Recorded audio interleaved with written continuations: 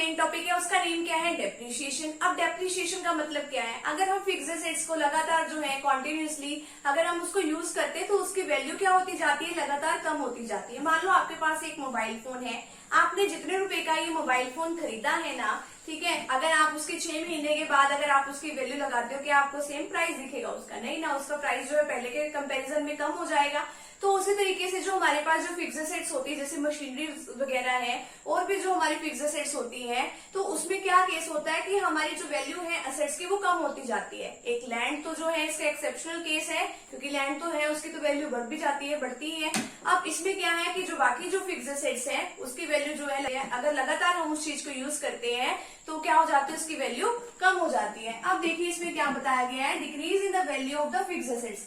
अब fixed assets की value में कमी आना नॉर्मल वियर एंड टियर से, एक्सीडेंशियल डैमेजेस से, अगर मान लो कोई दुर्घटना हो जाती है या मशीन टूट फूट जाती है उससे, या फिर एक्सपेक्टेड ऑब्सोलेंस। ऑब्सोलेंस का मतलब है टेक्निक पुरानी हो गई। अब देखो पहले ना ब्लैक एंड व्हाइट टीवी आते थे, लेकिन जब रंगीन जो टीवी आ गए, कलरफुल जब टीवी आ गए, ठीक है, उसके बाद एलसीडी एलईडी आ गई, तो पुराना पुराना जो माल है वो तो क्या होता गया, वो तो मार्केट से निकलता गया ना, ठीक है। अब टेक्निक पुरानी होने की वजह से भी ये सब जो केसेस है वो सामने आते हैं।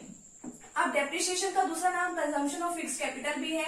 अब देखो कि हम एक किस तरीके से जो है डेप्रिसिएशन रिजर्व फंड बनाते हैं। अब देखो हमारे पास 10 लाख रुपए की मशीनरी है, 10 साल तक वो मशीनरी चलेगी। अब जितने की वो मशीनरी है उसको जितने साल वो मशीनरी चलेगी उससे डिवाइड कर देते हैं, तो कितने आ गई हमारे पास वैल्यू, 1 लाख रुपीज। तो ये क्या है, इसमें डेप्रिसिएशन रिजर्व फंड में हम उसको डाल देंगे। अब इसका फायदा क्या है, सिग्निफिकेंस क्या है, यानी कि इसकी इंपॉर्टेंस क्या है डेप्रिसिएशन रिजर्व फंड की। अब देखो कि हमारी मशीन तो जो मान लो 10 साल चलेगी, 10 साल के बाद तो हमें लेनी ही पड़ेगी वो, ठीक है, उसकी मतलब लाइफ टाइम इतना ही है, 10 साल के बाद हमें वो लेना पड़ेगा सामान। अब इतने पैसे भी तो होने चाहिए ना 10 साल के बाद कि हम उस मशीन को जो है दोबारा खरीद सके।